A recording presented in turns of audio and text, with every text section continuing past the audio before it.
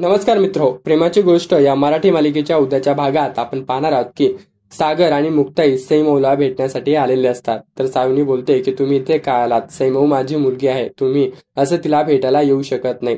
तर तेवढ्यात मुक्ता बोलते की सावनी तू तुझ्या लायकीत राहा, मला जास्त बोलू नको, नाहीतर मी तुझ्या थोबाडच फोडेल, असं मुक्ताई सावनीला रागाने बोलते. तर सावनी बोलते की मुक्ताई मला धमकी देऊ नको, मी पण खूप पुढची आहे, तू मला जर धमकी देत असेल तर मी पण तुला फोडल्याशिवाय राहणार नाही.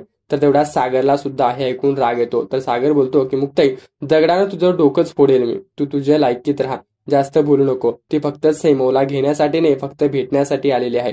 तू इथे फक्त सैमवला माझी मुलगी आहे असलं नाटक करते, पण तिला त्रास देत असते. ती कालपासून खूप दुःखी आहे, त्यामुळे मुक्ताई सैमवला भेटण्यासाठी आले. तू जास्त बोलू नको आणि फक्त 2च दिवस ती तुझ्याकडे आता राहणार आहे. आता वकिलांनी सगळं काम पूर्ण केलं आहे. 2 दिवसानंतर सैमवची कस्टडी ही मुक्ताईला मिळेल, त्यानंतर तू बघ, तुझा सगळा माज मी उतरवणार, असा सागर सावनीला बोलतो. आणि सावनी एकदम घाबरते, पण सावनी ही खूप पुढची असते, ती सागरच्या प्रत्येक गोष्टीला उत्तर देत असते. सावनी, सागर आणि मुक्तामध्ये यामध्ये शाब्दिक वार होतात, त्यामुळे सावनी ही कोणाचंच ऐकत नाही. तर तेवढ्यात मुक्ता बोलते की तू फक्त बघच. आणि तेवढ्यात मुक्ता सागरला बोलते की मी माझ्या लेकीला वचन दिलं आहे, त्यामुळे माझ्या लेकीचं वचन मी पूर्ण करणार आहे. कोणत्याही परिस्थितीमध्ये माझ्या लेकीला सावनीपासून मी सोडवणार आहे आणि माझ्या लेकीला माझ्या घरी नेणार आहे. जोपर्यंत माझी मुलगी माझ्या घरी नेणार नाही तोपर्यंत मी स्वस्थ बसणार नाही. काही झालं तरी चालेल आणि कोर्टामध्ये ही केस आपल्याला जिंकायची आहे, असं मुक्ता सागरला बोलते. आणि मुलगी जवळ नसल्यामुळे तिचा जीव एकदम तळमत असतो. आणि इथेच मालिकेचा भाग संपतो. अशाच मराठी मालिकेच्या स्टोरीज जाणून घेण्यासाठी आत्ताच आमचं युट्यूब चॅनल सबस्क्राईब करा. धन्यवाद.